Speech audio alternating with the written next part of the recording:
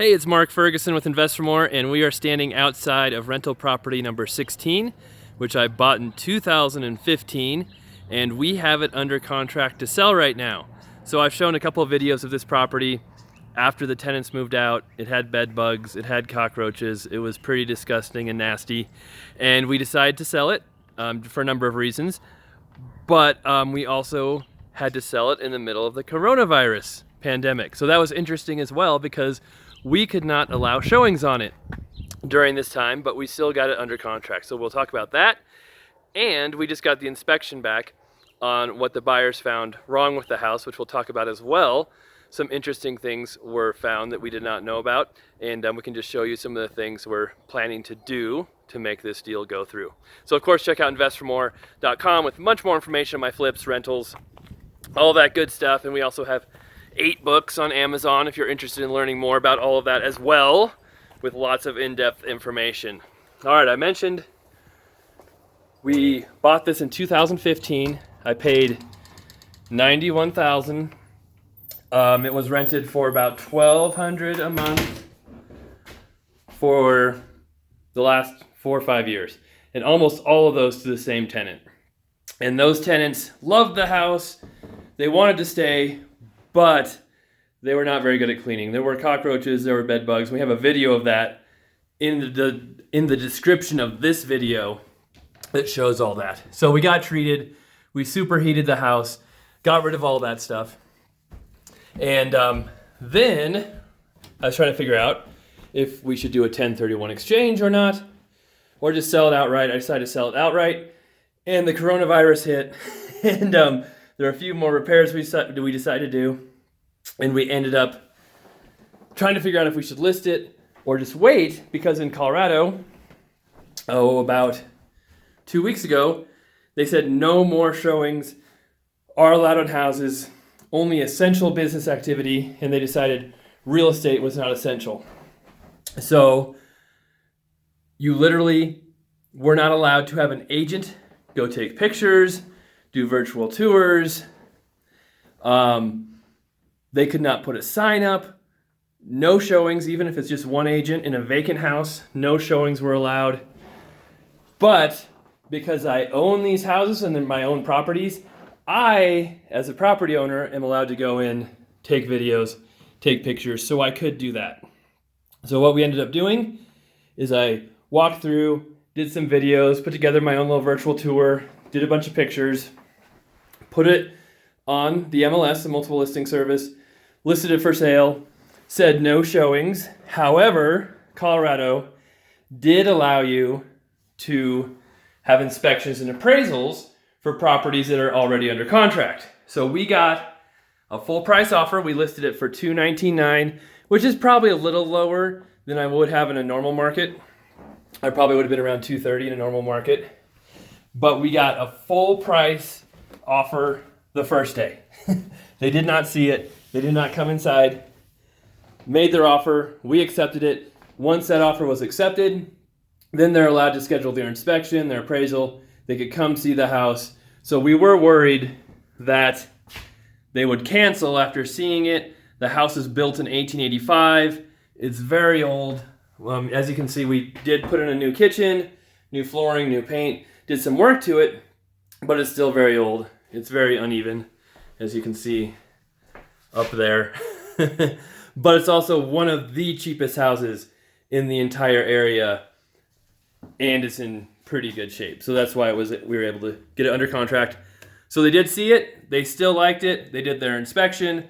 We got the inspection report back.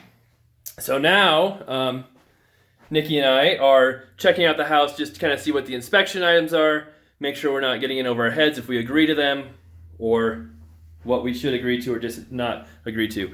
And for the most part, when we're doing inspections, we will agree to most things if they're easy to do. We want to keep deals together. It does not make sense to cancel a deal to try and get a buyer who won't ask for anything, because when you put a house back on the market again, it almost always sells for less than when you get it under contract the first time. That's just, in my experience, how it works. So some of the things from the inspection were, they wanted that window AC unit serviced or replaced. It actually works, but you can't really service them. We'll just buy a new one. It's like 150 bucks, 200 bucks. We'll buy a new one. No big deal for them or for us. They wanted any aluminum windows replaced. There is one right there, 2 small ones in the bedrooms upstairs, and then one right here. We'll do that. In fact, we probably should have done that to begin with, but we didn't. And I think someone in a previous video mentioned if that window is cracked or dirty, and I think I said it was dirty, but no, it's cracked. It was actually broken. So we definitely should have fixed that one to begin with. And I missed it, our contractors missed it, but we don't ever want to sell a house that has a broken window. That's just not a good way to do business. So they asked for that. They asked for screens on all the windows, which we can do. That's not a big deal. They asked for, this is really crazy, I can't believe they wanted this, an outlet to plug their washer in.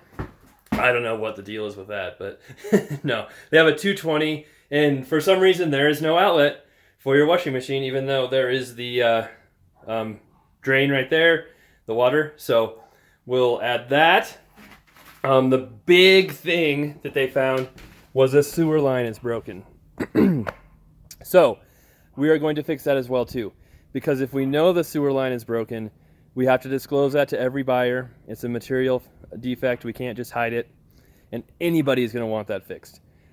Luckily, that green flag right there is where it's broken, and I think the sewer line comes right off of there out to here and then over to the alley. So it's a really short span. There's no road it's going under, and our plumber was out here doing some work because something else that he noticed, the drain for the washer went right into the dirt before. There was no pipe, so we had him actually connect it to the sewer, so he did that. And when he did that, he said the sewer line was very shallow, so our plumber might be able to fix that and replace that pretty easily, pretty affordably. So that's something else we'll work on. And then on the garage, which has seen better days, but it is workable. They wanted a deadbolt on the door, which is something we should have done too. And they want this door replaced, which hopefully we can do. But this ceiling is so low, I'm hoping the garage door guy can get that done. I think he can, but we almost always use a specific garage door company to do our garages, just because those springs are gnarly and dangerous, and if you don't know what you're doing, they literally can kill you. So we tend, our contractors usually do not like messing with garage doors, so we have a specific company that does that. You can see, had a giant gap there. We just patched that in before. I just noticed it today. You can still see through the wall just a little bit if I get it right, but they didn't ask for that. So they really could have asked for a lot more things in this house because it's so old. And something else that just happened, it wasn't like this before, is the fence fell into the garage. So they asked us to fix that so it doesn't do that. So we can add a couple posts, do that pretty easily too. That's something we have no problem with. And the rest of it was pretty minor. There's some minor plumbing stuff and minor electrical, I believe, but nothing too crazy. And something else I will show you, which is the murder room, which everybody loves on our flips. For anybody who's new, every house I buy tends to have some kind of creepy, dark, either dungeon like this or a room in the basement that just is probably where someone got murdered at some point. So that's our little running joke. Oh, and I don't have the light on. That was dumb. Okay, so one thing we did, which you can kind of see right here, is there was old galvanized pipes down here. So we told our plumber, hey, replace anything that's easy to replace with new stuff, fix that up. And we're supposed to fix the wiring and not have open splices like that, which I told our electrician to do as well, just to clean up stuff, make it, you know, update it as much as you can without tearing into the walls and gutting the whole house, just to make it, you know, much safer, much better. And then this old beam right here was rotten, so we replaced that or it looks like we sistered the old beam that was rotten with something else to give it a little more support. And then you can see the main shutoff over there had to be replaced. So some stuff down here we did before we sold it, just to try and have less things that the inspector comes back with that are wrong.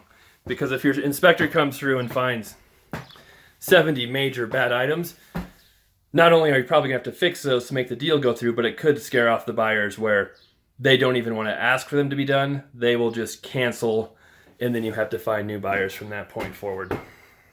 All right. So I think that is the big stuff that was asked on our inspection. So we will have our contractor come through just to make sure nothing's too crazy, but we really want to agree to everything and keep this deal going, just because we are still in the middle of the coronavirus. Technically, we can't show houses still. We can work on them, we can maintain them, but other agents, other buyers are not allowed in them. However, Colorado has decided that April 27th they will start reopening, so yay! I have been kind of a pretty verbal critic of the stay-at-home shelter-in-place orders, and I was really happy to see that, so I also want to give props to Governor Polis in Colorado for beginning to open up. So I'm happy to see that, and hopefully there's not too much crazy permanent damage done to our entire country and economy after this is all done, but that's going to be really hard to accomplish. So that is the property. Hopefully we'll get it closed here. We'll have it sold. We'll have some more cash to deploy into other rentals or flips. And again, we have lots of different videos if you're new to of our flips we have going on. We have 11 flips right now, and then 22 other rentals as well that I own that are residential and commercial. So I hope you guys are staying safe. Hope you guys enjoy the videos. We appreciate all the comments, likes, and subscribers, so keep those coming. And we'll be back with many more videos coming up soon.